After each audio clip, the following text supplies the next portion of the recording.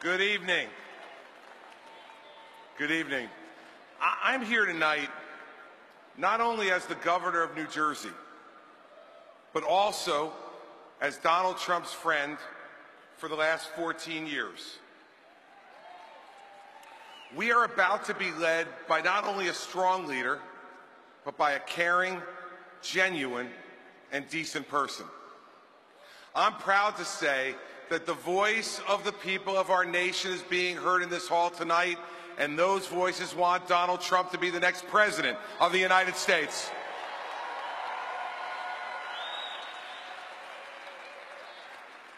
But everybody, this election is not just about Donald Trump. No, it's also about his Democratic opponent, Hillary Rodham Clinton. Now, in the past few weeks, we've seen the Justice Department refuse to prosecute her. Over the last 8 years, we've seen this administration refuse to hold her accountable for her dismal record as Secretary of State. So let's do something fun tonight. Tonight, as a former federal prosecutor, I welcome the opportunity to hold Hillary Rodham Clinton accountable for her performance and her character.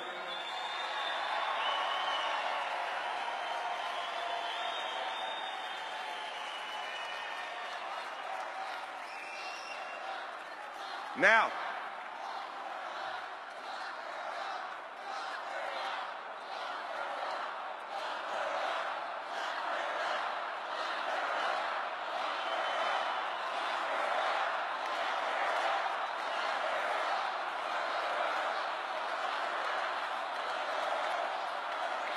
all right, we're getting there. Give me a few more minutes, we'll get there. Here's what we're going to do. We're going to present the facts to you. You, tonight, sitting as a jury of her peers, both in this hall and in your living rooms around our nation. You see, since the Justice Department refuses to allow you to render a verdict, I'm going to present the case now on the facts against Hillary Rodham Clinton.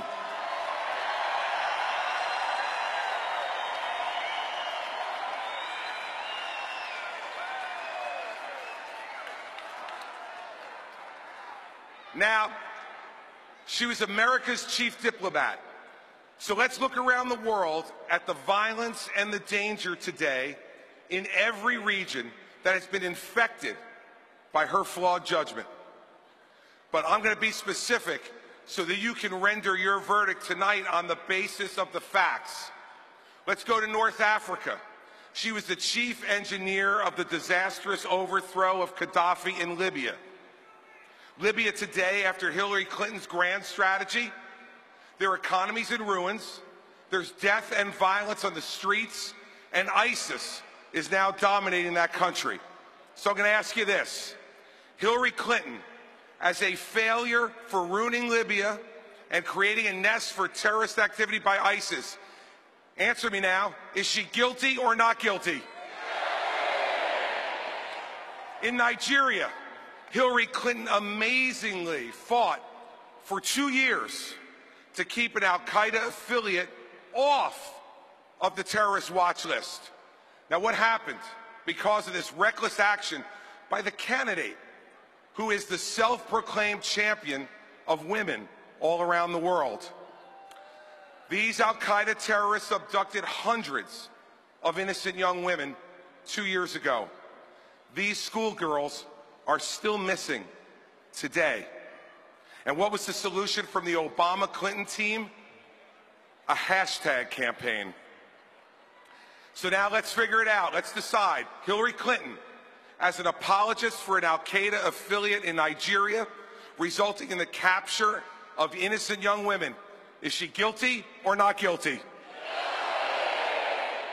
See, she fights for the wrong people. She never fights for us. She doesn't get the real threats that America faces. So now let's go to China. In China, Hillary Clinton praised the Chinese government for buying our debt to finance Barack Obama's bloated stimulus plan. She was so desperate for Chinese cash, she promised to oppose the Buy American provision in the stimulus bill in exchange for the cash to finance a huge expansion of federal government spending. So, Hillary Clinton, putting big government spending financed by the Chinese ahead of good-paying jobs for middle-class Americans, is she guilty or not guilty? Let's go to Syria. In Syria, imagine this. Imagine this. She called President Assad a reformer. She called Assad a different kind of leader. There's now 400,000 dead. Think about that. 400,000 dead at the hands of the man that Hillary defended. So we must ask this question. Hillary Clinton, as an awful judge of the character of a dictator and butcher in the Middle East, is she guilty or not guilty?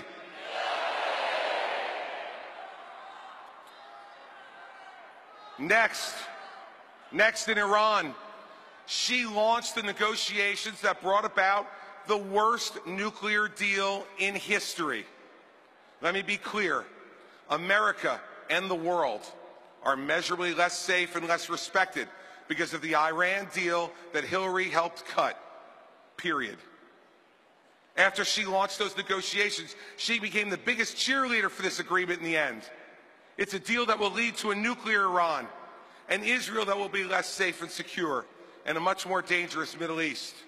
So let's ask it. Hillary Clinton, as an inept negotiator of the worst nuclear arms deal in American history, is she guilty or not guilty? Next.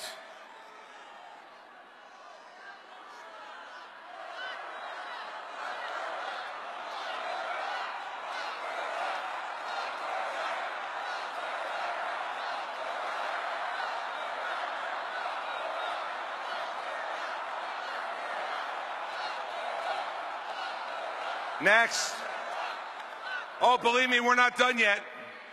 The indictment is hardly complete. Next, let's go to Russia. She went to the Kremlin on her very first visit and gave them that stupid, symbolic reset button. You know what I think that button should have read? It should have read delete. You know, she's very good at that, by the way.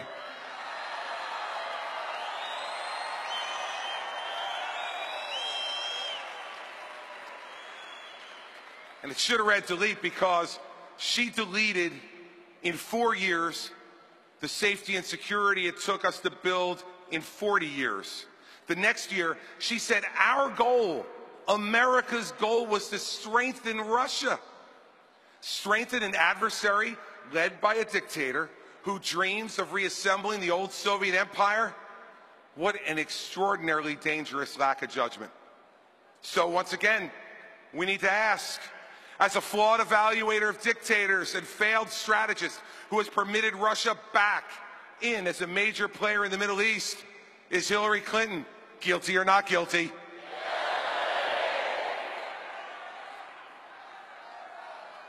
Now we go to Cuba. Hillary Clinton supported concessions to the Castro brothers and got almost nothing in return for ending the embargo. She supported a deal that didn't even require this murderous regime to return a cop killer, Joanne Chesimard, to face justice. See, I know about this personally. Joanne Chesimard murdered a New Jersey state trooper in cold blood, fled to Cuba, and lives there under Cuban protection to this very day. I want to ask you, how could someone live with their own conscience when you reward a domestic terrorist with continued safety and at the same time betray the family of a fallen police officer waiting for decades for justice for his murder? So let's ask the question. Hillary Clinton, as a coddler of the brutal Castro brothers and betrayer of the family of fallen state trooper Werner Foster and his family, is she guilty or not guilty?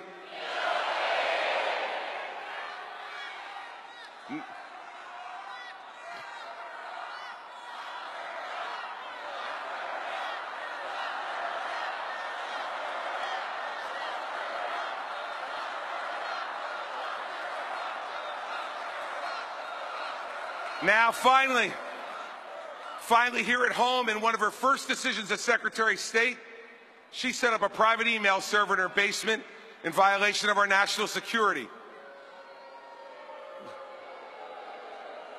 Let's face the facts. Hillary Clinton cared more about protecting her own secrets than she cared about protecting America's secrets. And then she lied about it over and over and over again. She said there was no marked classified information on her server. The FBI director said that's untrue. She said that she did not email any classified information. The FBI director says that's untrue. She said all work-related emails were sent back to the State Department. The FBI director said that's not true. So, as to Hillary Clinton, the charge of putting herself ahead of America, guilty or not guilty?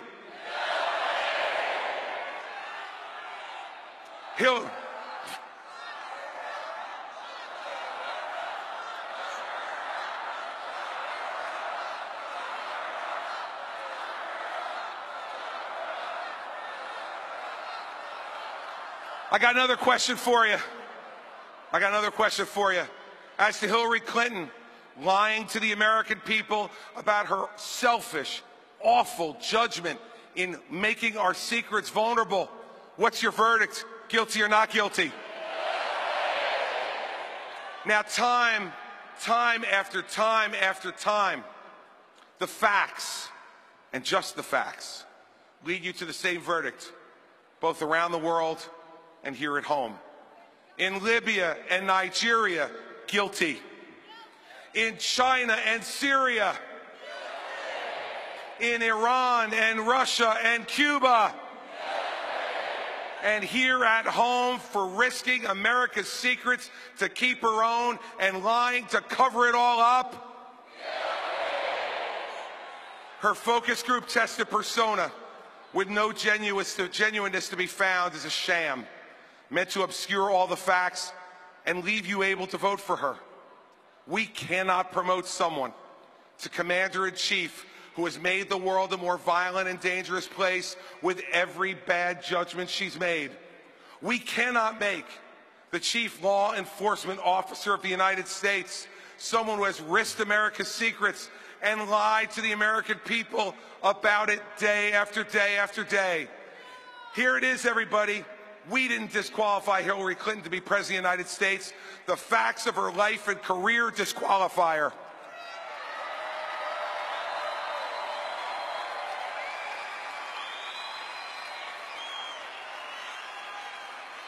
See, I can tell that everybody in this hall agrees with this, but I want to take our last moments here to talk to all of you at home, in your living rooms, sitting there tonight. You're the ones who will decide this election. We have an alternative. We have a man who is unafraid. We have a man who wants to lead us. We have a man who understands the frustrations and the aspirations of our fellow citizens.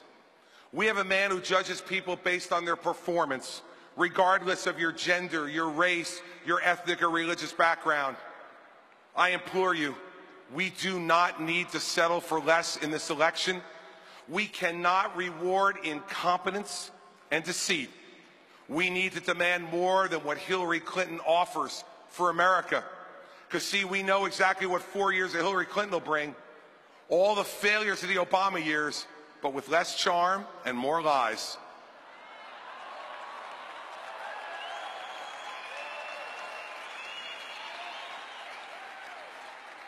Tonight, those of us in this hall and the people at home, it is our obligation to stop Hillary Clinton now and never let her get within 10 miles of the White House again.